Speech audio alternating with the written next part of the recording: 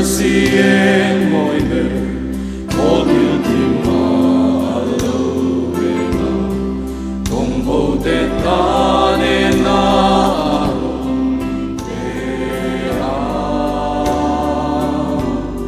để một sắc mi phi tê ron trôi đi xuống biển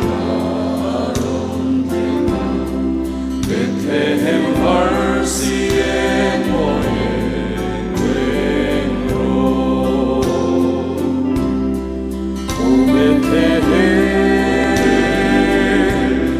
mercy and cần dùng mà râu quy ta kinh lâu đến là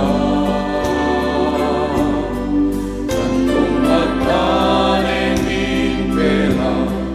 rất buồn rộn rộn cần thêm thêm Bethlehem mercy and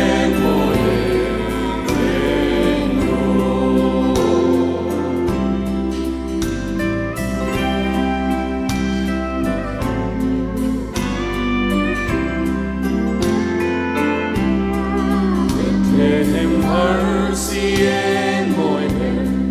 có tu la ya lâu em là có về xuôi thiên mà cần và phải ya để phim để bóng yên nắng khá cần tin luôn xóa tìm chung để na Bethlehem mercy and mọi